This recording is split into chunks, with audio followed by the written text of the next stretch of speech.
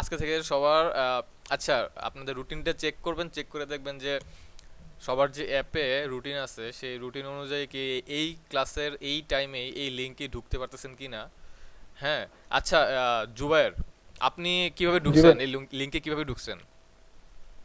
ভাইয়া আমার ফেসবুকে ভাইয়া আবিষ্কার থেকে লিঙ্ক পাঠাইছিল ভাই, লিঙ্ক দিয়ে ঢুকছি। ওটা আমি পাঠাইছি আর কি।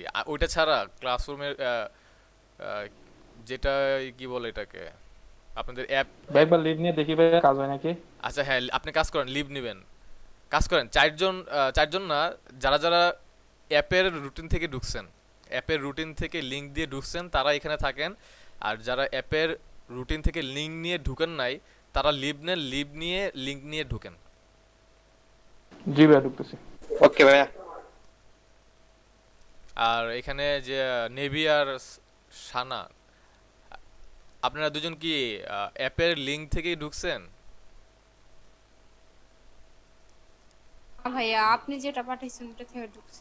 আচ্ছা, আমি যেটা পাঠাইছি এটা থেকে না ঢুকে আপনি এখন লিভ নেন, লিভ নিয়ে অ্যাপ অ্যাপ থেকে যে লিংক আছে ওই লিংক দিয়ে ঢুকেন। হ্যাঁ ভাইয়া ঢুকছি ভাইয়া। আচ্ছা ঠিক আছে, তাহলে তার মানে এইটাই। ভাইয়া কাজ হয়েছে ভাইয়া। না, আমি একটু শিওর হতে চাইছিলাম যে লিংক কি কোনো পরিবর্তন হয়েছে কিনা, এই কারণে। কারণ আমার কাছে, আমি তো বুকমার্ক করে রাখি, তো ডাইরেক্ট বুকমার্ক থেকে, যেমন এখানে অনেক, এই যে আপনারা দেখতে পাচ্ছেন এই যে বুকমার্ক করা আছে অনেকগুলো, তো এখান থেকে ক্লিক করলে আমি ডাইরেক্ট মানে এখানে ঢুকে পড়ি আর কি।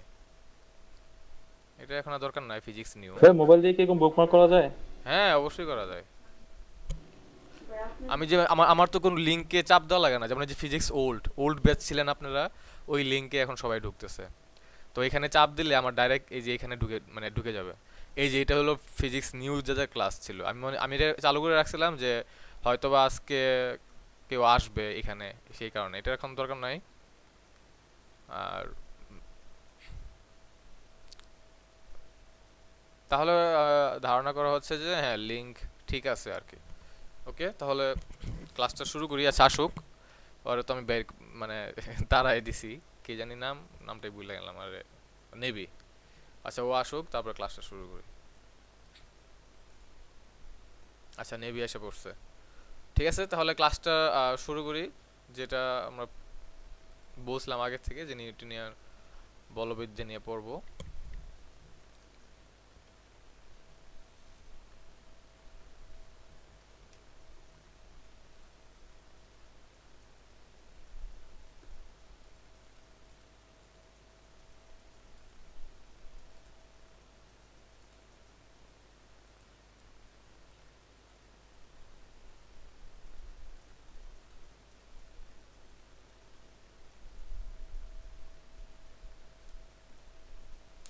স্লাইড দেখা যাচ্ছে না?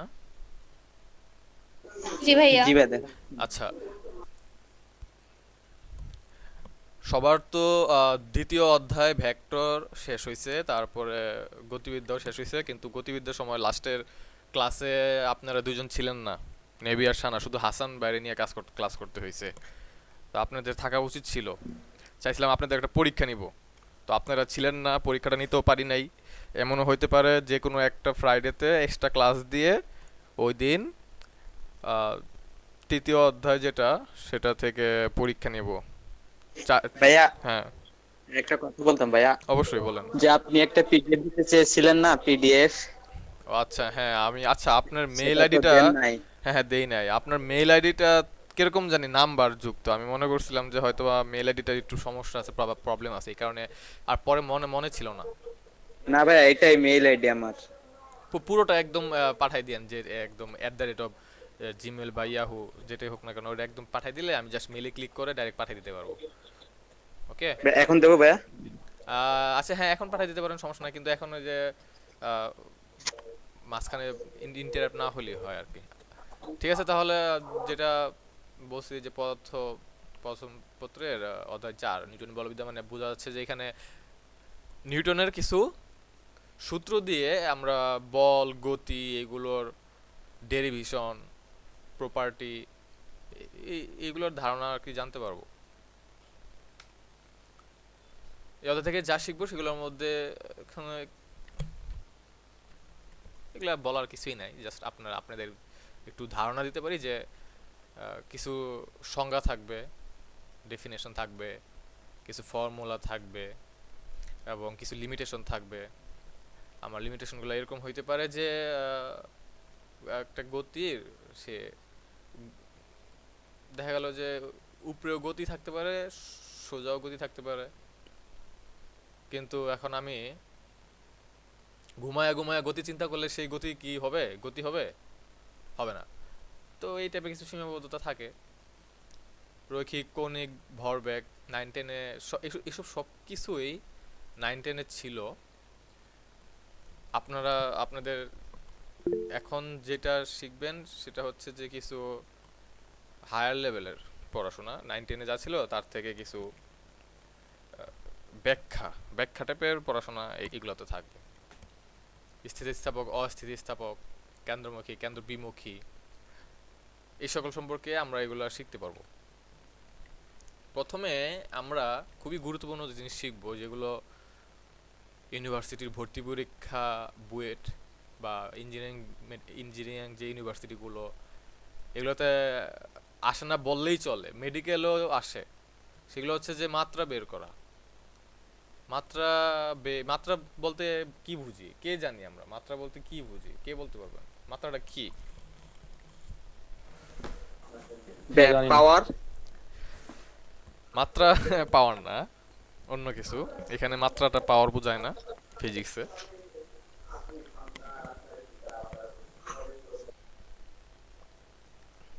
একক দ্বারা যেটা বোঝানো হয়। এককও না, একক তো ইউনিট, যেটা আপনার লাস্টে থাকে। আচ্ছা, আমি এটা ধারণা দিই। মাত্রাটা হচ্ছে এরকম যে এককের মডুলাস। মডুলাস। আচ্ছা, আপনারা এরকম অকওয়ার্ড জিনিস কই থেকে? এই যে এককের মডুলাস। আচ্ছা, আমি এককের মডুলাসটা লিখি। যে কোনো একটা একক তার মডুলাস। মনে করেন মিটার একটা একক, এর মডুলাস এটা। তাহলে এটা দ্বারা কি কি বোঝা গেল? যে একটা একক, হ্যাঁ, তার মডুলাস। আসলে মাত্রাটা তেমন কিছু না যে এককের মডুলাস বা এই সেই এভাবে এভাবে বলাটা ঠিক হবে না। মাত্রাটা হচ্ছে আমরা যে ফর্মুলাগুলো জানি, এখানে কিছু ফর্মুলা লেখা আছে যে ফর্মুলা লেখা নাই মানে বল, তারপরে বেগ, ত্বরণ, হ্যাঁ, এই জিনিসগুলো এখানে একটু যেভাবে বলা আছে। তো এখান থেকে চাইলে আমরা আহ, উম, আমরা যদি চিন্তা করি যে এখান থেকে আমরা ফর্মুলাটা লিখবো, তাহলে ফর্মুলাটা যদি আপনারা লিখেন, বলের ফর্মুলা যদি লিখি, বলকে কি দ্বারা প্রকাশ করা হয় কে বলবে? কি জানি? জুল। বলকে জুল দ্বারা প্রকাশ করা হয়? হেই, শক্তির একক না না হচ্ছে ভাইয়া, জুল। নিউটন। হ্যাঁ, নিউটন। না না, বলের একক, নিউটন নিউটন বলের ভাই। একক হচ্ছে নিউটন, কিন্তু বলকে কি দ্বারা প্রকাশ করা হয়? আর আমার কথাগুলো এরকম একটু চিন্তা করেন যে বলকে কি দ্বারা প্রকাশ করা হয়। বলের একক হচ্ছে নিউটন, আর জুল হচ্ছে কাজ বা শক্তির একক। এফ দিয়ে বল, বল এ করা হয়, প্রকাশ করা হয়। হ্যাঁ হ্যাঁ, বলকে প্রকাশ করা হয় এফ দ্বারা। তাহলে আমার এখানে এফটা হচ্ছে বলের প্রকাশ, এফ। তাহলে এফ এর ফর্মুলা, একটা মেইন যে ফর্মুলা, সেটা কি? এফ সমান এম এ। হ্যাঁ, এফ সমান এম এ। আচ্ছা, এফ সমান এম এ আমি এটা লিখলাম যে এফ সমান এম এ। আচ্ছা, এমটা কি এখানে? ভর। হ্যাঁ, এমটা হচ্ছে ভর। আর এটা কি? ত্বরণ। হ্যাঁ, ত্বরণ। এমটা তো শর্ট ফর্ম। এম এর ফুল ফর্ম কি?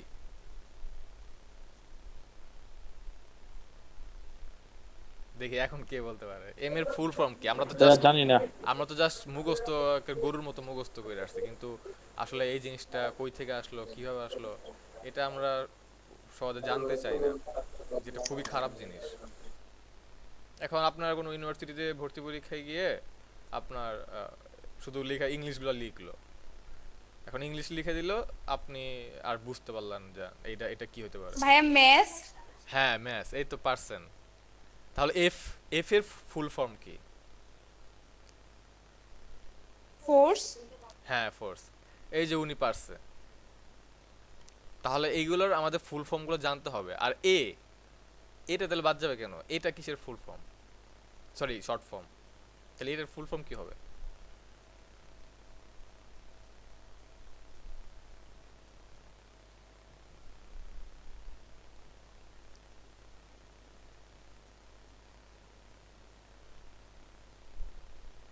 জানি না না। আমি আপনাদের কাছ থেকে নেওয়ার চেষ্টা করতেছি। যেমন আপনাদের কাছে আমি একটা জিনিস শেয়ার করি। আমার আমার ইউনিভার্সিটির যে স্যার, ওই স্যার আমাকে একটা গত বৃহস্পতিবারে থেকে একটা অ্যাসাইনমেন্ট দিছে আর কি। তো আগামী সোমবারের 4:50, বিকাল 4:50 আগে জমা দিতে হবে। আমি ওই বৃহস্পতিবার বিকাল থেকেই ট্রাই করা শুরু করছি একটা কোড। ওই কোড নিয়ে অনেক ট্রাই করতেছি। গতকাল সকাল 7টা থেকে রাত 12টা পর্যন্ত টানা কম্পিউটারে বসেছিলাম, কোড ট্রাই করতেছি, কোড মিলে না। স্যার আর কি মেইল করলাম, মেইল করে বললাম স্যার এই অবস্থা, কোড তো মিলতেছে না।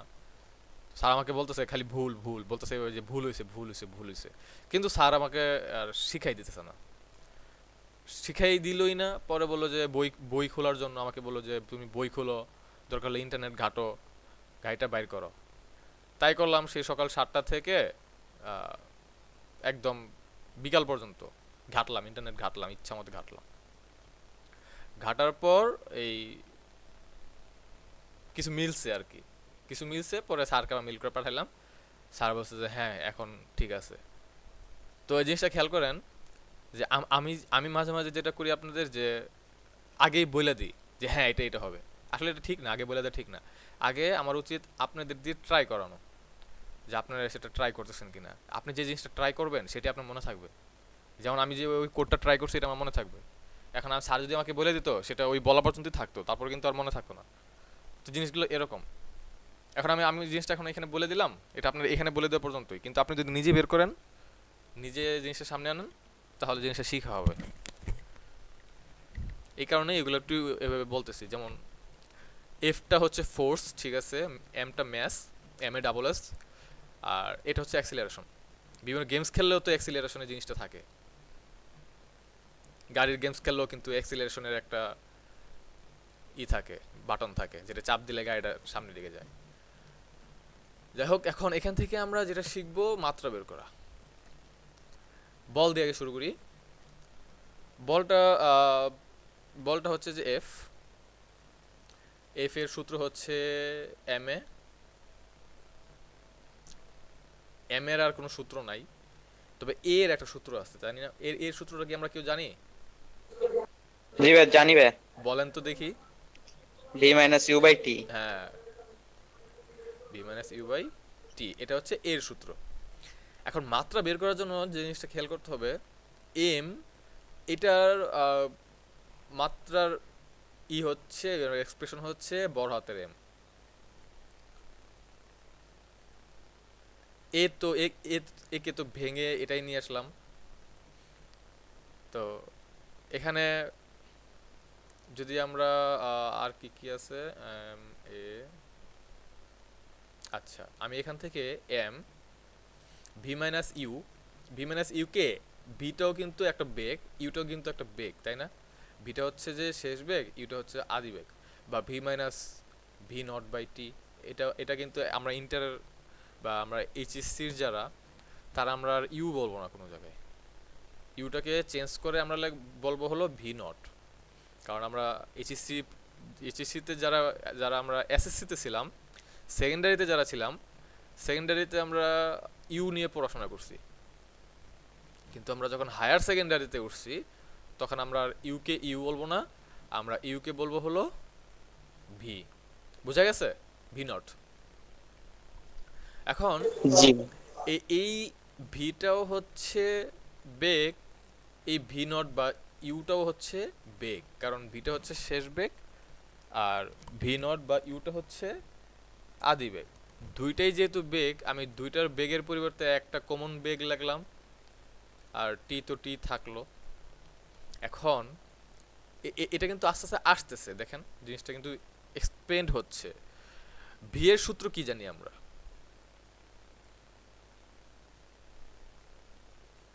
ভি এর সূত্র কি জানি? V nought plus half GT square. Um, ওটা ওটা না, একদম আমরা মেইন বিভক্ত সমবেগের আছে যে কি সূত্র ভাইয়া? এস ইকুয়াল টু ভিটি, ওখান থেকে বি নিয়ে আসতে পারি না, B equal to S by T. জি জি ভাইয়া, জি। সবসময় কমন জিনিস চিন্তা করবেন যে এটা হচ্ছে আমাদের মেইন সমবেগের ক্ষেত্রে, আমরা সমবেগের ক্ষেত্রে এটাই চিন্তা করি। তো V equal to S by T, আমি এই ভি এর পরিবর্তে আমি এস বাই টি লিখতে পারি না? জি ভাইয়া, লিখতে পারি। এস বাই টি লিখলে কি এস বাই টি স্কোয়ার হয় না? না ভাই, না ভাইয়া, হয় হয় হয় হয়। ভি ভি এর পরিবর্তে লিখলাম এস বাই টি, তার নিচে টি। এখন জি ভাইয়া, এটা হচ্ছে হয়। বড় বড় ভাগ। এখন করেন করেন দেখেন তো টি স্কোয়ার হয় কিনা, এস বাই টি স্কোয়ার হয় কিনা দেখেন তো। ভাই নিচে টিকুর থেকে আসলো। এই যে ভি এর পরিবর্তে V equal to S by T, আর এই যে অর টি তো এখানে থাকলো, এই যে এখান থেকে এ ইকুয়াল টু কি ভি বাই টি, আবার ভি ইকুয়াল টু কি S by T. So A equal to কি এস বাই টি স্কোয়ার। খুব কি কঠিন লাগতেছে? এই খালি ছেলেদের কথা শুনতেছি, মেয়েরা না ভাই, মেয়েরা কই? এই তো মেয়েরা কই গেছে? এই যে আমরা আছি তো। তো কথা বলেন না কেন আপনারা? কি বলেন না কেন? আচ্ছা কয়জন এখানে আপনারা? সবাই তো আছে, সাদিয়ার কোনো কথাই শোনা যায় না। আচ্ছা এই এখানে সাদিয়ার তো নেট প্রবলেম থাকে। সমস্যা নেই, পরে রেকর্ড দেখে নেব। নেট প্রবলেম থাকলে এখানে এইভাবে বুঝতে তো সমস্যা হবে। এই জিনিসগুলো কি বুঝছেন যে A equal to V by T, V equal to S by T, তারপরে A equal to S by T square? জি ভাই ক্লিয়ার। জি ভাই, বুঝতে পারছি। কারণ আমি ফর্মুলাগুলো, ভাইয়া একটু হ্যাঁ একটু দাঁড়ান ভাইয়া, লিখে নিচ্ছি ভাইয়া। লিখবেন? আচ্ছা লিখেন, হ্যাঁ এটা ভালো জিনিস, খাতা কলম হাতে নিয়ে লিখলে জিনিসটা প্র্যাকটিস হয়, লিখতে পারেন। ভাই আমার এখানে নেটওয়ার্কের সমস্যা হয়, এজন্য কথা কম বলি। আচ্ছা হ্যাঁ হ্যাঁ, সমস্যা নেই, আপনি আপনি আপনার কাছ থেকে আর কিছু জিজ্ঞেস করবো না, মাঝে মাঝে আপনি আছেন কিনা সেটা আমার জানা দরকার আছে, কারণ অনেকেই কি করে ফোন সামনে রেখে গিয়ে বাসার কাজ করে।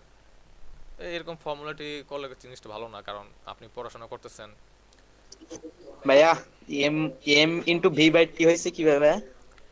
M into V by T কীভাবে হয়েছে, সেটা হচ্ছে যে V minus U by T বা V minus V nought by T, যেটা সেটা ভি মাইনাস ভি নট যেটা, সেটাকে আমি লিখছি হলো টোটাল ভি। একই জিনিস, দুটা দুটা বেগকে আমি শুধু একটা বেগ দিয়ে প্রকাশ করছি। সেই একটা বেগ হচ্ছে এটা, আমি যদি গ্রিন কালারে দেখাই, এই যে এটা ভি বাই টি। তার মানে M into V by T হয়েছে প্রথমে কি হবে, প্রথমে F equal to M A থেকে হয়েছে V minus V nought by T. তো ভি মাইনাস ভি নট মানে হচ্ছে ভি বাই টি। আবার ভি এর সূত্র হইতেছে হলো এস বাই টি, এই যে দাগ দেওয়া আছে, এই যে দাগ দেওয়া আছে এস বাই টি। আমি সেই ভি এর জায়গায় এস বাই টি বসাইছি, বসানোর পরে যেটা হয়েছে যে নিচে তো টি ছিলই আগে, আবার এস বাই টি এর সাথে আবার টি আসছে, সো টি স্কোয়ার হয়ে গেছে। এই পর্যন্ত সবার বোঝা জি গেছে? ভাই, এই বুঝতে পর্যন্ত পারছি। সবাই বুঝতে পারছে তাই না? হ্যাঁ ভাইয়া, আচ্ছা, তাহলে জি। জি ভাই, বুঝতে পারছি। তাহলে আমি এই জায়গার মধ্যে লিখি, এই জায়গার মধ্যে বাকিটা শেষ করি, বক্স করে দিলাম যাতে আগে থেকে সবার চোখ পড়ে। এখান থেকে আমরা এখানে যাচ্ছি, M S by T square. M এর মাত্রা প্রকাশের ফরম্যাট হচ্ছে বড় হাতের এম, আর এস দূরত্ব মানে লেন্থ, এস হচ্ছে লেন্থ এল, আর টি মানে হচ্ছে টাইম, যেটা হচ্ছে বড় হাতের টি। এই পর্যন্ত বোঝা গেছে? জি ভাইয়া। আমরা মাত্রা ব্যবহার করতেছি, মাত্রা ব্যবহার করার জন্য জিনিসগুলোর প্রত্যেকটি যে মানে এক্সপ্রেশন, সেই এক্সপ্রেশনগুলোকে আমাদের এইভাবে লিখতে হয়, যে এইভাবে এম এল টি। ভরের বড় হাতের এম, আমরা ছোট হাতের ইউজ করছি, সেটা বড় হাতের হয়ে যাবে। এস এস যেহেতু অনেক কিছু হইতে পারে, এইচ এইচ আছে, এস আছে, সো সবগুলোকে একসাথে লেন্থ আকারে আমরা নিয়ে আসছি, সেটা হচ্ছে এল। আর টি টি টাইম, সে টাইমকে বড় হাতে টি আকারে নিয়ে আসা হয়েছে। এখন এম এস টি স্কোয়ার মানে M L by T square, এর তো আসে তাই না? এই যে এটা এটা এটা থেকে, জি ভাইয়া। আচ্ছা এটা যদি আসে তাহলে এখন আমি এটাকে কি লিখতে পারি? এম এল নিচে টি স্কোয়ার মানে কি টি ইনভার্স টু লেখা যায়? জি ভাইয়া। এ পর্যন্ত কি সবাই বুঝছি? এই নেভি ভাই ছাড়া, এম নেভি ছাড়া এ পর্যন্ত কি সবাই বুঝছি? M L by T square বুঝি নাই। হ্যাঁ, এম এল বাই টি স্কোয়ারটা আসছে M S by T square থেকে। এম হচ্ছে ছোট হাতের এম এর মাত্রা এক্সপ্রেশন, এল হচ্ছে এস এর মাত্রার এক্সপ্রেশন, আর বড় হাতের টি হচ্ছে টি এর মাত্রার এক্সপ্রেশন। আমি সবগুলোকে জাস্ট চেঞ্জ করে এখানে জাস্ট মানটা বসাই দিছি। এটা বোঝা গেছে? জি ভাই বুঝতে পারছি। তাহলে এম হ্যাঁ এল, হ্যাঁ এম এর সাথে এল গুণ আছে মানে উপরে এম এল, আর নিচে ভাগ মানে হচ্ছে টি স্কোয়ার। টি স্কোয়ারকে যদি আমি ওদের সাথে নিয়ে আসতে চাই তাহলে টি ইনভার্স টু লেখা যায়। হাসান বোঝা গেছে? হ্যাঁ ভাই বুঝতে পারছি ভাই। টি ইনভার্স টুটা যে আসছে এটা বোঝা গেছে তো নাকি জুবায়ের, হাসান? জি ভাই। ক্লিয়ার ভাইয়া। এই পর্যন্ত ক্লিয়ার হয়েছে কিভাবে মাত্রা বের করতে হয়? জি ভাইয়া ভাই ক্লিয়ার। ক্লিয়ার। তাহলে বলের মাত্রা হচ্ছে M L T inverse two, যেটাকে থার্ড থার্ড ব্রেকেট দ্বারা প্রকাশ করতে হয়। এটা মডুলাস না, এটা হচ্ছে থার্ড ব্রেকেট। ওকে জুবায়ের ভাই বুঝা গেছে? জি ভাইয়া বুঝতে পারছি। তাহলে এটা বলের গেল। এখন আপনারা কেউ খাতা দেখবেন না, বই দেখবেন না, বই আছে কিনা আমি জানি না, আই ডোন্ট নো। আপনারা সবাই ত্বরণের মাত্রা বের করবেন, যারা পারবেন বের করে আমাকে কিসে দিবেন, ছবি, সবাই ছবি তুলে আবিষ্কারের যে ফেসবুকের যে পেজটা আছে ওইখানে ছবি তুলে সবাই পাঠাই দেন। 4 জনই পাঠাবেন, 4 জন যারা আছেন 4 জনই পাঠান। যারা যারা পারবে তাদের অ্যাকাউন্টে 5 টাকা করে অ্যাড হবে। যারা যারা পারবেন তাদের অ্যাকাউন্টে 5 টাকা করে অ্যাড হবে। পুরো ফুল ফরমেশন লিখতে হবে আমি যেভাবে লিখছি। ত্বরণটা বের করেন 4 জনই। 5 মিনিট সময়, 5 লাগে না, 2 মিনিট লাগে। আমি 5 মিনিট সময় দিছি।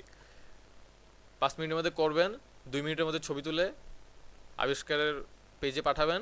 যারা পারবেন 5 টাকা করে অ্যাড হবে। 5 টাকা তো আর রিচার্জ করে দেওয়া যায় না, 5 টাকা করে অ্যাড হতে থাকবে, পরবর্তীতে একসাথে পাবেন। Okay start.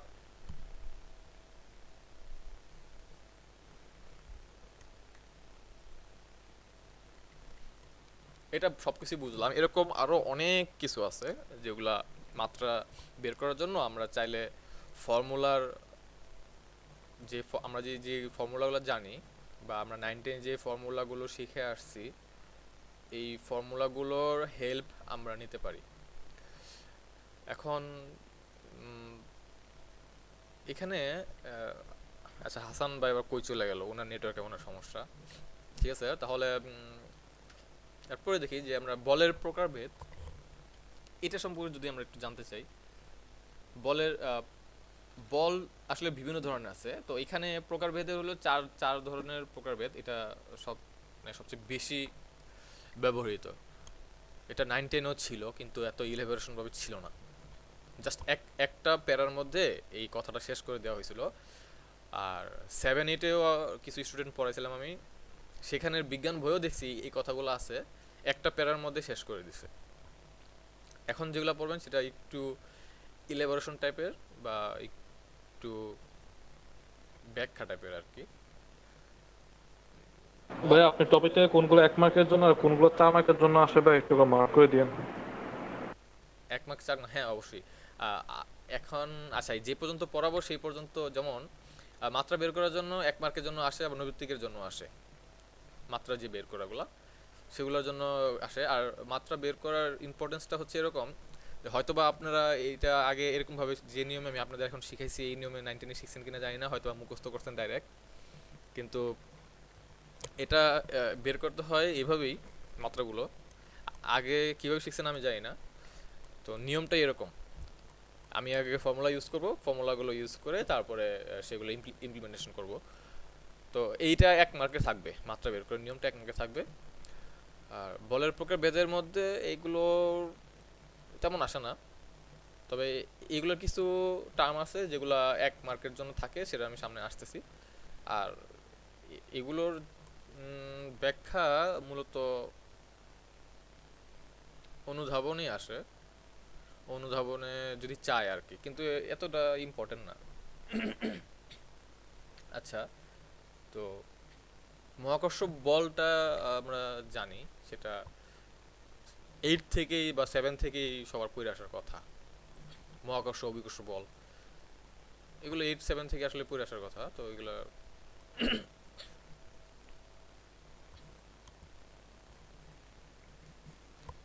তারপরে যদি একটু বলতে চাই সেটা হচ্ছে যে আমরা যদি পৃথিবীর চিন্তা করি যে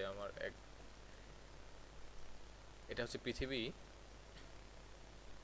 পৃথিবীর বাইরে আমরা যে যা কিছু থাকুক না কেন, স্যাটেলাইট থাকুক বা আছে, কত কিছুই আছে পৃথিবীর বাইরে, অনেক কিছুই আছে। ভাইয়া কি বলছেন শুনতে পাই নাই ভাই, একটু রিক্যাপ করলে কষ্ট করে হতো ভাইয়া। ও, আপনি আপনি একটু চলে গেছিলেন। আচ্ছা, বলছি তেমন কিছু বলি নাই। সেটা হচ্ছে যে কত মার্কের কি মার্কের কোশ্চেন বা কত মার্ক থাকতে পারে, যা পড়াইছি 1 মার্কে থাকতে পারে, এগুলোই জাস্ট হালকা পাতলা বলছি, বেশি আগাই নাই সামনে। বলের প্রকারভেদ সম্পর্কে এটা বলছি যে 4 ধরনের বলের প্রকারভেদ আছে। সেটা হচ্ছে যে মহাকর্ষ, এগুলো লিখে আছে তড়িৎচুম্বকীয়, সবল নিউক্লিয় বল, দুর্বল নিউক্লিয় বল। মহাকর্ষ বলটা নিয়ে এখন বলতে যাচ্ছি, তখনই আপনি আসলেন। তো এই পর্যন্তই, বেশি কিছু বলা হয় না, আপনি কিছু লস করেন নাই। জি ভাই, ঠিক আছে ভাই। ওকে, তো আমরা যেটা জানবো যে মহাবিশ্বের যে কোনো, মনে করেন যে এটা পুরোটা যদি মহাবিশ্ব হয়, এখানে পৃথিবী আছে, এটা পৃথিবী, এটা হচ্ছে আর্থ বা ওয়ার্ল্ড, যাই চিন্তা করেন, আর্থই। তো ওয়ার্ল্ড তো না, ওয়ার্ল্ড মানে বিশ্ব, আর্থ মানে হলো পৃথিবী নাম। এটা যদি বলি যে মহাবিশ্বের যে কোনো দুটো বস্তুর মধ্যে এক ধরনের একটা আকর্ষণ বল কি হয়, তো মহাবিশ্বের যে কোনো দুটো বস্তু, সেটা আমার পৃথিবীর সাথে চাঁদের আকর্ষণ হইতে পারে, চাঁদের সাথে অন্য একটা কি বলে এটাকে, উল্কাপিণ্ড, তারও আকর্ষণ। উল্কাপিণ্ড তো আকর্ষণ না, উল্কাপিণ্ড তো দৌড়ায় আসে। এখানে যদি কোনো পাথর টাথর যদি থাকে ভাইসা আর কি, এগুলোর আকর্ষণ থাকতে পারে। তো এই আকর্ষণ পৃথিবীর এবং পৃথিবীর বাইরে যা, তো মানে এক কথায় মহাবিশ্বের মধ্যে যেগুলো, সেগুলো হচ্ছে যে আমাদের মহাকর্ষ বল। মানে মহাকর্ষ এক ধরনের যে আকর্ষণ বল, সেটাই হচ্ছে মহাকর্ষ বল।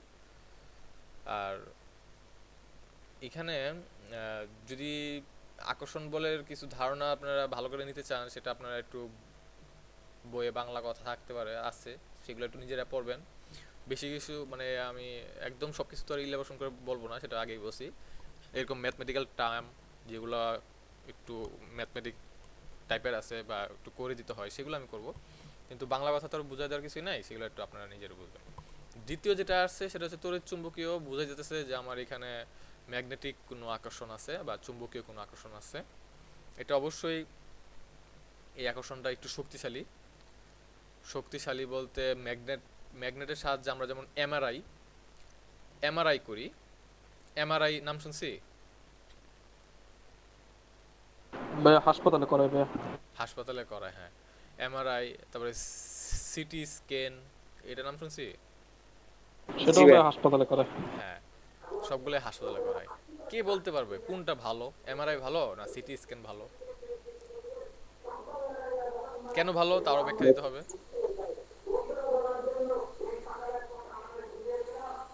বেশ, সিটি স্ক্যান ভালো। আর আর কেউ? ও আছেই তো একজন, জুবাইর।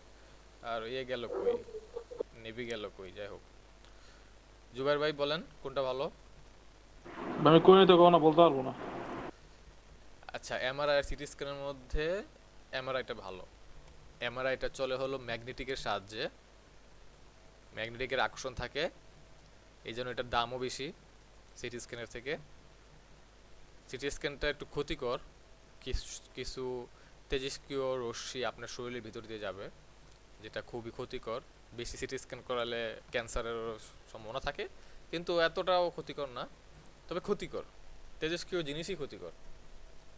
তো এখানে এমআরআইটা যেটা, সেটা চুম্বকের মাধ্যমে করা হয় এবং এটা ভালো জিনিস।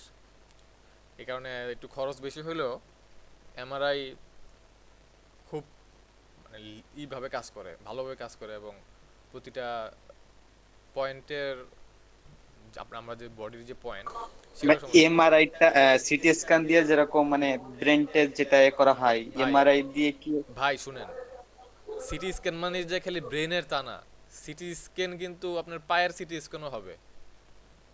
সিটি স্ক্যান কিন্তু ব্রেনের না, এটা কিন্তু সবাই ভুল করে। ব্রেনে সবচেয়ে বেশি সিটি আমরা এক্স রে করাই শরীরের, কিন্তু ব্রেনের জন্য সিটি স্ক্যান করাই। সিটি স্ক্যান আসলে মূলত ব্রেনের যে তা না, সিটি স্ক্যান আপনি পা ভেঙে গেছে তা সেটারও সিটি স্ক্যান করাতে পারবেন, কোনো ভাই সমস্যা পা নেই। ভেঙে সেটা তো বলে ভাই এক্সরে। না ওটা এটাকে সিটি স্ক্যানও করতে পারবেন। সিটি স্ক্যান খালি যে আপনার ব্রেনের সেটা না, আপনি সিটি ভাই স্ক্যান নাম দুইটা ভিন্ন মনে হয় না কি ভাই? কাজ এক্স একই রেটা কিন্তু নাম দুইটা ভিন্ন। এক কথা, এক্স রেটা হচ্ছে কম দামি, সিটি স্ক্যানটা হচ্ছে বেশি দামি, এমআরআই হচ্ছে তার চেয়ে বেশি দামি। বুঝতে পারছেন? আপনি এমআরআই আপনার শরীরের পায়ের মধ্যে করতে পারবেন, কোনো সমস্যা নাই, সবগুলো একই জিনিস। এক্স রে আপনি মাথার এক্স রে করলে খালি মাথার খুলি দেখাবে, সিটি স্ক্যান করলে মাথার জি ভাই। খুলির ভিতরে দেখাবে, এমআরআই করলে খুলির ভিতরের পয়েন্টে পয়েন্টে দেখাবে। এখন বুঝতে পারছেন? হ্যাঁ ভাই বুঝতে পারছি ভাই। এই কারণে এক্স রেটা মাথায় লাগায় না, কারণ আমার খুলি দেখে তো লাভ নাই, আমার খুলির ভিতরে কি হয়েছে সেটা দেখার জন্য সিটি লাগায়। তারও যদি মানে নিউরনের কোনো সমস্যা হয় সেটার জন্য এমআরআইতে যায়। আপনি চাইলে আপনার পায়ের এমআরআইও করতে পারেন, কোনো সমস্যা নাই। আপনার পা ভেঙে গেছে, আপনি এমআরআই করবেন, তাহলে সেটাও কোনো সমস্যা নাই। আপনি যদি বড় লোক হন, আপনি এমআরআই করলেন, সবই এমআরআই করলেন। তো এটা ভুল ধারণা, সিটি স্ক্যান খালি যে ব্রেনের তা না, আপনি বডিরও সিটি স্ক্যান করতে পারবেন। তো যাই হোক, তো তড়িৎচুম্বকীয় বলতে যেটা, যে আমার দুটি আহিত চার্জ যদি বস্তু থাকে, তো তাদের মধ্যে এক ধরনের বল ক্রিয়াশীল হয়। এটা একটা বস্তু, এটা একটা বস্তু, তাদের মধ্যে এক ধরনের বলটা ক্রিয়া হয়। এখন এই বস্তু যদি চার্জিত থাকে, যেমন আমি যদি চিরুনি মাথায় আশ্রায়া যদি আমি কাগজের টুকরার মধ্যে ধরি, তাহলে সেটা একটা আকর্ষণ বল কাজ করে, সেটা হচ্ছে যে চুম্বকীয় আকর্ষণ। তড়িৎ দ্বারা বোঝাতেছে যে এখানে একটা এগুলো শীতকালে কি বেশি কাজ করে না অন্য সময় করে? শীতকালে বেশি কাজ করে, কারণ শীতকালে আপনার আর্দ্রতা কম থাকে, খসখসে বেশি থাকে, যার কারণে ঘর্ষণটা বেশি হয়। ঘর্ষণ বেশি হইলে দেখা যায় যে এই আকর্ষণটা বেশি কাজ করে। যত শুকনো থাকবে, শুকনোতে ঘর্ষণে বেশিতে তত আকর্ষণ হবে। ভিজাতে আপনি ঘর্ষণ করেন কোনো কিছু হবে না, তো একটু কম হয় আর কি। বুঝা গেছে? জি ভাই। 9-10 ছিল না এগুলো, নাকি ছিল? তো হ্যাঁ ভাই করছি ভাই, এগুলো বুঝছি কেউ অনেক, ভাইয়া পড়ি নাই। পরীক্ষা সহ করছি ভাই। হ্যাঁ, আরো আরো ছিল যে একটা 9-10 একটা এই ছিল যে বোতলের ভিতরে একটা সোনার পাত দেওয়া থাকে এরকম, হ্যাঁ হ্যাঁ ভাই। তো সেটা দিয়েও রেশম দ্বারা ঘষে, কাচদণ্ডকে রেশম দ্বারা ঘষলে যদি আমার এখানে মিলে জি যায়। ভাই, কাজ সিল্ক, হ্যাঁ সিল্ক ও কাপড় হ্যাঁ কাজ হ্যাঁ, দিয়ে। সিল্কের। তো এগুলো অনেক খুবই ক্রিটিক্যাল জিনিস ছিল, এগুলা একবার বুঝতে পারলে দেখা যায় যে পারা যায় অনেক কিছু। যাই হোক, এটা এখন আমার বোঝানোর কিছুই নেই, এটা যদি সামনে আমরা পড়াবো। এখন যেটা ছিল সে তড়িৎচুম্বকীয়, মূলত দুটা বস্তুর যদি আহিত অবস্থা থাকে বা আধান অবস্থায় থাকে, তখন তাদের মধ্যে যে আহিত বা আধানের কথাটা আসা মানেই তাদের মধ্যে এক ধরনের ম্যাগনেটিক কাজ করবে। যেমন আমার এটা যদি তার হয়, তার ভিতর যদি আমি কারেন্ট কারেন্ট ফ্লো করি, কারেন্ট ফ্লো করলে তো তার চারপাশে এক ধরনের এরকম আবেশ সৃষ্টি হয়। এই আবেশ যে সৃষ্টি হয়, এই আবেশ সৃষ্টি হওয়ার কারণে বড় বড় যে খাম্বা কয়, যে খাম্বা, তার খাম্বা বড় বড় এরকম, এই খাম্বা পরিচিত লাগে? জি ভাইয়া। অনেক পরিচিত নয় খাম্বাটা? জি ভাই অনেক। এরকম এখান দিয়ে এরকম কি ক্রস সেকশন করে কি বানায় না বানায়, যাই হোক, আচ্ছা, আমি তো ইলেকট্রিক্যাল নিয়ে পড়তেছি, আমি চিত্র হয়তো বা আঁকতে পারবো না, আমি তার আর কিছু বৈশিষ্ট্য দিতে পারি। তো এই তার খাম্বার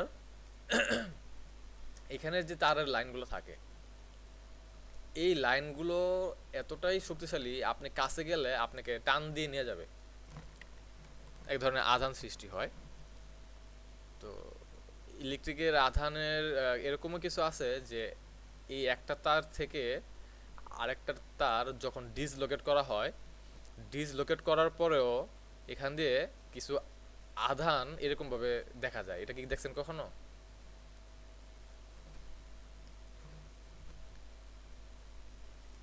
দেখেন নাই? জুবায়ের, হাসান? না ভাইয়া। আচ্ছা, দেখেন নাই যে ভাই এটা এক- বলবো ওই যে মনে করেন, হ্যাঁ, এরকম যে আমি বলি, এখানে যে একটা তার আছে, সেই তারটা এই যে এইগুলো আমরা যেমন বাসা বাড়িতে 220 ভোল্ট ইউজ করি, কিন্তু এই বড় খাম্বাগুলোর হচ্ছে 132 কিলো ভোল্ট। মানে 220 ভোল্ট কই আর ওয়ান ওয়ান মানে 132 কিলো ভোল্ট, চিন্তা করেন তাহলে। তো তাদের মধ্যে যখন দুইটা তার, মনে করেন মাঝখান দিয়ে তার ছিঁড়ে গেছে, ছিঁড়ে গিয়ে এরকম দূরত্বে আছে, ছোট দূরত্ব, তো তাদের মধ্যে তারপরও কিন্তু তাদের মধ্য দিয়ে বিদ্যুৎ প্রবাহিত হবে, জানেন? আপনারা একটা ব্যাটারি থেকে বা একটা তার যদি মাঝখান দিয়ে কেটে দেন, আর বিদ্যুৎ প্রবাহ হয়? না ভাই, হয় না তো। কিন্তু এদের মাঝখানেও যদি এরকম গ্যাপ থাকে, তারপরও বিদ্যুৎ প্রবাহিত হবে। জি ভাই, এটা আকর্ষণের মাধ্যমে হয় হ্যাঁ, মনে হয়। শুধু আকর্ষণ না, এটা এক ধরনের কারেন্ট স্পার্ক তৈরি করে, ঠাডার মতো, বজ্রপাতের মতো। এটা কি দেখছেন কখনো? না ভাই, দেখি নাই। কি বলেন? জি ভাইয়া দেখছি। দেখছেন আপনি? জি ভাই আমি দেখছি। আচ্ছা, তারপর আমি দেখাই।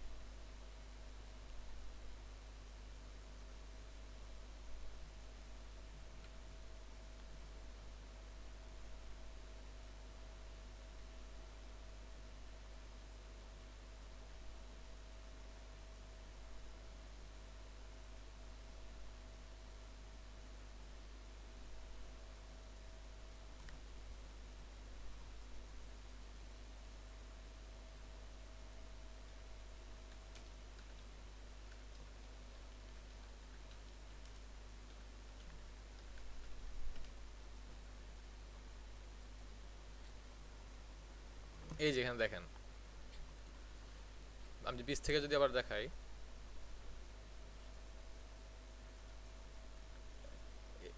আচ্ছা, এটা থেকে এটা বেশি ভালো দেখা যাবে।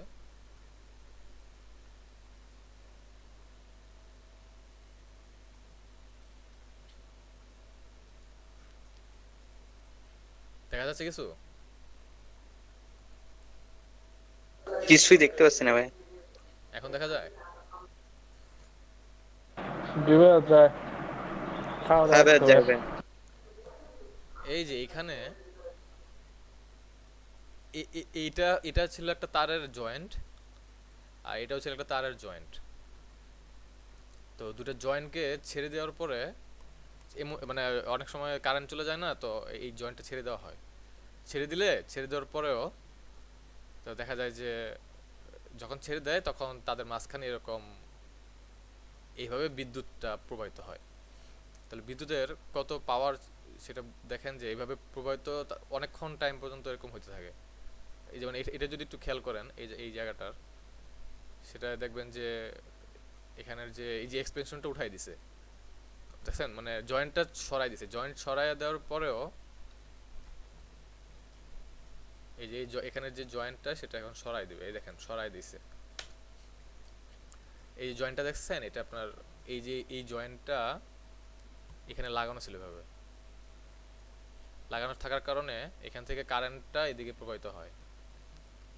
যখন এটাকে সরাই দিয়ে উপরে নেওয়া হয়েছে, এইভাবে উপরে নেওয়া হয়েছে, তখন কিছু টাইম পর্যন্ত এখান দিয়ে কারেন্ট প্রবাহিত হয় এইভাবে, এই যেভাবে। এবং এটার পাওয়ার অনেক পাওয়ার। সে যদি এতটুকু দূরত্বে রাখতো, মানে আমার কারেন্টের জয়েন্ট হচ্ছে এটা, এখানে আমার সেই জয়েন্ট করার জিনিস, তো ও যদি এতটুকু উঠায় রাখতো, তারপরও এখান দিয়ে কারেন্ট প্রবাহিত হইতো, এই ফাঁক দিয়েও কারেন্টটা প্রবাহিত হইতো, কিন্তু এরকম স্পার্ক করতো, এরকম স্পার্ক করতো, স্পার্কের মাধ্যমে এভাবে জয়েন্ট হইতো। তো এটা হচ্ছে আমাদের বিভিন্ন ধরনের ইলেকট্রিকে আবেশ বলা হয়। এই আবেশের মাধ্যমেই তো এই। ভাই একটা জিনিস জানা ছিল ভাই। হ্যাঁ অবশ্যই বলেন। ভাই যে হেলিকপ্টারের মাধ্যমে যে মানে বিদ্যুৎ লাইনে যে কাজ করা, এটাতে কোনো সমস্যা হয় না, এটা কিসের জন্য ভাই? হেলিকপ্টার থেকে যে বিদ্যুৎ লাইনে উঠে যে কাজ করে, জি জি। ওটা তো বিদ্যুৎ লাইন সব মেইন জায়গা থেকে সাব স্টেশন থেকে বন্ধ করে দেয়। ভাই বল যে ভাই, কত ভোল্টের জন্য এরকম ভাবে কাজ করলেও মানে খালি হাতে কাজ করলেও কোনো সমস্যা হয় না, আহ, চব এরকম একটা শুনছি। হ্যাঁ হ্যাঁ, এটা হচ্ছে যে খালি হাতে কাজ করলে কত ভোল্ট বলতে, সেটা হচ্ছে যে আহ, আপনি ব্যাটারি ব্যাটারি 3 ভোল্ট, 3 ভোল্টের ব্যাটারিটা আপনি চাইলে খালি হাতে ধরতে পারেন, কিছু হয় না। 12 ভোল্ট পর্যন্ত কিছু হবে না, 24 ভোল্ট পর্যন্ত কিছু হবে না।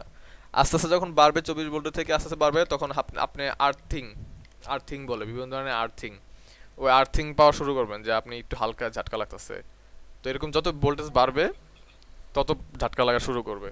এবং আপনি যদি 132 কিলো ভোল্টে অনেক সময় অনেকে টাওয়ারে উঠা দাঁড়ায় থাকে, এরকম আছে না অনেক পাগল, বাংলাদেশে দেখা গেছে যে 132 ভোল্ট জি ভাই। কিলোভোল্টের টাওয়ার ওঠা দাঁড়ায় আছে। তো সে যদি ওটা হাত দিয়ে ধরতো, তো ওইখান থেকে যেটা হইতো, সেটা হাত দিয়ে ধরার পরে সে ওখানে ঝুলে থাকতো, আর তারপরে 10 মিনিট পরে হাতটা ওইখানে লেগে থাকতো, সে নিচে পড়ে যেত। মানে তার হাত দুইটা, অনেকে বলে না যে কারেন্টে লাগিয়ে হাত হারায় ফেলাইছে, তো এই জিনিসগুলো হয় আর কি। তো হাত কষে যায় ভাইয়া। হ্যাঁ, আর সবচেয়ে এটার একটা পাওয়া যায় হলো আই মুভি, দেখছেন আই? না ভাইয়া। সাউথ ইন্ডিয়ান, আচ্ছা মুভি টুভি দেখার দরকার নাই। তো সাউথ ইন্ডিয়ান মুভি, এটা আমি অনেক আগে দেখছি, এটা 2015 সালের কথা। সাউথ ইন্ডিয়ান একটা মুভি আছে, নাম হচ্ছে আই মুভি। তো এই মুভিটাতে তো এরকম একটা লাস্টে দেখাইছিল, বিলেন কারেন্টে হাত দিলে তো তার চেহারা মেহারা একদম নষ্ট হয়ে যায়। তো এই জিনিসগুলো যাই হোক, তো এইরকম হয় আর কি। 12 ভোল্ট পর্যন্ত বা 24 ভোল্ট পর্যন্ত আপনি হাত দিয়ে ধরতে পারেন, সমস্যা নেই। তার যত বাড়বে তত আর্থিং বা শক লাগা শুরু করবে, এটাই। আচ্ছা, তো তড়িৎচুম্বকীয় হচ্ছে এই টাইপের সমস্যা বা এই টাইপের পড়াশোনা। তারপরে যেটা হচ্ছে সেটা হচ্ছে যে সবল নিউক্লিয় বল। সবল নিউক্লিয় বলটা এরকম যে আমার এখানে নিউক্লিয় বল মানে আমার এখানে এর মধ্যে যে আমার মনে করে একটি পরমাণু যদি আমি চিন্তা করি, যে একটা পরমাণুর নিউক্লিয়াস প্রোটন ও নিউট্রন দ্বারা গঠিত, এই একটা পরমাণু, তার যে নিউক্লিয়াসটা, এই নিউক্লিয়াসটা বাইরে থাকে হলো ইলেকট্রন, আর ভিতরে যেটা থাকে সেটা হচ্ছে যে প্রোটন আর নিউট্রন, মানে P R N. P R N থাকে হলো ভিতরে, বাইরে থাকে ইলেকট্রন। তো একটা পরমাণু যখন নিউক্লিয়াসের প্রোটন ও নিউট্রন দ্বারা গঠিত, তখন এদেরকে সমষ্টিগতভাবে বলা হয় নিউক্লিয়ন। এই যে নিউক্লিয়ন যে কথাটা, এদের সমষ্টিগতকে এই কথাটাকে বলা হয় নিউক্লিয়ন। পি আর এন যখন থাকে তখন তাদেরকে একসাথে বলা হয় কি, নিউক্লিয়ন বলা হয়। তো নিউক্লিয়ন এই কাজটা যখন করা হয়, তখন দেখা যায় যে কি নিউক্লিয়াসের মধ্যে এক ধরনের ধনাত্মক আধান, যে ধনাত্মক আধানটা কে বলেন তো? নিউট্রন কি ধনাত্মক, না প্রোটন, না ইলেকট্রন? ধনাত্মক আধান যুক্ত কে? Proton proton. হ্যাঁ হ্যাঁ, প্রোটনটা ধনাত্মক আধান। তখন দেখা যায় কি এদের যে কুলম্ব, কুলম্ব বলতে চার্জ বোঝায়। তো এদের মধ্যে এক ধরনের মানে কাছাকাছি থাকলে তো দেখা যায় যে এক ধরনের বিকর্ষণ বল হয়, বা আপনি যে ইলেকট্রন যদি এখানে কাছে নিয়ে আসি, বা এদের ইটা হচ্ছে সমান, নিউট্রন যা প্রোটন, প্রোটন যা ইলেকট্রন তাই, তবে এটা হচ্ছে পজিটিভ, এটা হচ্ছে নেগেটিভ। তো দুজন যেহেতু একসাথে থাকে তখন আধারটা সমান হয়ে যায়, সমান হলে তখন তাদের মধ্যে আর কোনো সমস্যা হয় না। তো দেখা যায় যে এই এই যে এই নিউক্লিয়াসের মধ্যে যে, বা নিউক্লিয়নের মধ্যে যে যে বলটা আছে, তো এই বলটা খুবই নগণ্য বল আসলে। যে এই নগণ্য থাকার কারণে তারা কোনো ধরনের তেমন কোনো কাজ বা তেমন ধরনের কোনো আকর্ষণ বিকর্ষণ এরকম কিছু করে না। তো দেখা যায় যে এরকম যে নিউক্লিয়নের মধ্যে যে মাধ্যাকর্ষণ বলটা কাজ করে, তো এদের এতই নগণ্য যে এই বল কুলম্বের বিকর্ষণ বলকে মানে প্রতিনিয়ত আমরা যেটা করতে পারি যে একদম একটা ব্যালেন্স করে ফেলে তাদের মধ্যে। যে বললাম যেটা, যে ওর পজিটিভ সমান সংখ্যক থাকে, নেগেটিভ সমান সংখ্যক থাকে, যার কারণে ওরা ব্যালেন্স হয়ে যায়। তো যখন ওই ব্যালেন্স হয়ে যায় তখনই তো এদের একসাথে মনে করেন যে নিউক্লিয়াসের যে এক ধরনের যে বলটা কাজ করে এখানে, তো এই এই যে বলটা সেটা হচ্ছে এক ধরনের সবল নিউক্লিয় বল। এই এই এর ভিতরে যে কাজটা হচ্ছে সেটা হচ্ছে একটা সবল নিউক্লিয় বল, এবং এটা একটু শক্তিশালী থাকে। এদের মধ্যে ভাঙতে গেলে অনেক ধরনের বিক্রিয়া ঘটানো হয়। যে আমরা যেমন অনেক ধরনের কিছু শুধু যে ইলেকট্রন প্রোটন নিউট্রন তাও না, ইলেকট্রনের ভিতরেও কিছু ফর্মেশন আছে, প্রোটনের আছে। এখন আপাতত আমরা তিনটাই জানি, যে ইলেকট্রন প্রোটন নিউট্রন, কিন্তু অনেক কিছু আছে, আবার ডন আছে, মেসন আছে, এরকম অনেক কিছুই আছে। তো এগুলো এখন আপাতত দরকার নাই। তো এই এই জিনিসটা, এই সবল নিউক্লিয় বলটা যেটা, সেটা বইয়ে, তারপর দুর্বল নিউক্লিয় বল, এগুলো একটু বইয়ে পড়ে নেবেন। সবলের থেকে একটু কম শক্তিশালী হতেছে দুর্বল। তারপরে যেটা বলা যায়, আমরা যদি এখানে সবল নিউক্লিয় বলকে যদি এক ধরি, মনে করেন আমি সবল নিউক্লিয় বলকে এখানে এক ধরলাম। এখন সবল নিউক্লিয় বলকে, বলের মানটা যখন আমরা এক ধরলাম, তখন এই যে দুর্বল নিউক্লিয় বল, এটাকে এক ধরার পরে, আমি একটু সুন্দর করে লিখি, এটাই লাস্ট টপিক আমাদের এখন আজকের জন্য। সবল নিউক্লিয় বলকে যখন আমরা এক ধরব, তখন দুর্বল নিউক্লিয় বলটার মানটা এতই মানে এরকম হবে যে তার মানটা হবে তখন 10^12 এর সমান।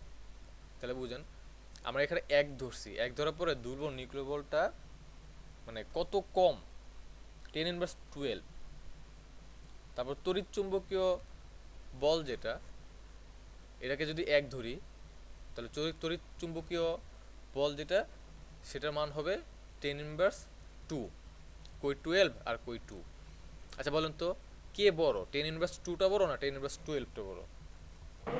ভাইয়া ইনভার্স 2টা বড় ভাইয়া। হ্যাঁ, 2টা বড়। আর সবল নিউক্লিয় বলকে যদি এক ধরি, তাহলে মহাকর্ষীয় বলটা হবে হলো 10^39। এটা মুখস্থ রাখবেন, এগুলা 1 মার্কের জন্য আসে। যে মহাকর্ষীয় বলটা হচ্ছে 10 মানে 39, সবল নিউক্লিয় বল এটা এতটা, এটা জাস্ট এক ধরলে এগুলোর মানগুলো এরকম হবে, এটা বুঝেছে। দুর্বল নিউক্লিয় বল হচ্ছে 10^12, মহাকর্ষীয় 10^39। তো এইগুলো জিনিসগুলো মনে রাখবেন, এগুলো একটা মার্কের জন্য। ওকে, তো এই হচ্ছে বলের প্রকারভেদ, চার ধরনের বল। এবং সবচেয়ে তাহলে বোঝা যাচ্ছে যে তড়িৎ চুম্বকীয়টা হচ্ছে সবচেয়ে শক্তিশালী চারজনের মধ্যে। তার মানে সবল নিউক্লিয় বলটা হ্যাঁ সবচেয়ে শক্তিশালী, তারপরে তড়িৎ চুম্বকীয়, তারপর দুর্বল, তারপর মহাকর্ষীয়। মহাকর্ষীয় বল হচ্ছে সবচেয়ে মানে কি বলে এটাকে, কম, সবচেয়ে কম। দেখেন কই 12 আর কই 39, 10^39, তার মানে অনেক কম। ওকে, বোঝা গেছে চ্যাপ্টারই? জি ভাই, ভাইয়া দুর্বল নিউক্লিয়টা শক্তিশালী না ভাইয়া মহাকর্ষের তুলনায়? মহাকর্ষের তুলনায় দুর্বল নিউক্লিয় শক্তিশালী, হ্যাঁ। তবে দুর্বলটা মহাকর্ষের সাথে কেন লাগাবে ভাইয়া, নিউক্লিয়ার সাথে কেন লাগাইছে? কার সাথে লাগাইছে বললেন? যে নিউক্লিয়ার সাথে কেন দুর্বল লাগাইছে ভাইয়া? নিউক্লিয়ারটা শক্তিশালী না বেশি? এই জন্য তো নিউক্লিয়ার দুটা, সবল আর দুর্বল। আমার নিউক্লিয়ার দুর্বলও আছে, সবলও আছে। আমার সব ধরনের প্রোটন নিউট্রন কি একভাবেই কাজ করে? সবচেয়ে শক্তিশালী আছে, কম শক্তিশালী আছে। যেমন কিছু বিক্রিয়া ভাঙার জন্য অনেক কিছুই করতে হয়, 1000 ডিগ্রি সেলসিয়াস দিতে হয়, আবার 10 ডিগ্রি সেলসিয়াসেও ভেঙে যায়। তো এক একটার কি ফরমেশন এক এক রকম না, এই কারণে জি ভাই। নিউক্লিয় বলটা কিভাবে আসলো, ওই যে বললাম নিউক্লিয়ন একটা প্রোটন ইলেকট্রন তো আমরা সব কিছুরই পড়ছি, কত 124টা মৌল আছে, সবগুলোরই তো প্রোটন ইলেকট্রন আছে। তো 82, হ্যাঁ 83 থেকে যেগুলো শুরু হয় সেগুলো তেজস্ক্রিয়, সবচেয়ে শক্তিশালী। তো এইগুলো দেখা যাবে 83 থেকে যেগুলো শুরু হবে, তো সেগুলো দেখা যাবে আরো শক্তিশালী, ওগুলো ভাঙতে আরো লাগে। তো এই জিনিসগুলো এক একটা এক রকম, সব তার সাথেই যে থাকবে তা না। নিউক্লিয়গুলা একটার একটার সাথে ওই যে সবলটাই সবচেয়ে ভালো, তারপর দুর্বল নিউক্লিয়। কিন্তু তড়িৎ চুম্বকীয় যেটা বললাম না, ওই যে ম্যাগনেটিক টাইপের, সেটা তো দেখালাম একটু আগে কিরকম ভাবে কাজ করে ম্যাগনেটিক আবেশ বা জি ভাই। এমআরআই। তো এই জিনিসগুলো এইভাবেই কাজ করে। তো এই পর্যন্ত আপনাদের বইয়ে ফার্স্ট পেপারে নিউটনের বলবিদ্যা যা আছে এগুলো একটু আপনারা পড়ে নেবেন নিজে থেকে। ওকে, জি ভাই। তাহলে যে দুর্বল নিউক্লিয় বল পর্যন্ত পড়বো ভাই? দুর্বল নিউক্লিয় বল, হ্যাঁ দুর্বল নিউক্লিয় বল থেকে যা পারবেন এখান থেকে পড়ে নেবেন। তাহলে আজকে ক্লাসটা এই পর্যন্তই নাকি? ঠিক আছে ভাই, আসসালামু আলাইকুম ওয়ালাইকুম ভাইয়া। আসসালাম। আর কারো কোনো কোশ্চেন আছে? না ভাই, না কোশ্চেন ভাই, নেবে এতে লিভ কি নেই। ভাই, হ্যাঁ বলেন। এতে কি কোনো গাণিতিক টার্ম আছে নাকি ভাই? কত অভাব নাই, কেবল তো শুরু, বুঝতে পারছেন? কেবল শুরু, অনেক আছে, টেনশনে কিছুই নেই, আসবো সামনে আসবো। এটা শেষ করতে করতে 1-2 সপ্তাহ লাগতে পারে। জি ভাই। ওকে, আসসালামু ভাইয়া লিভ আলাইকুম ভাই। নিতে হবে। ওকে, ওয়ালাইকুম আসসালাম। ঠিক আছে, লিভ নেন।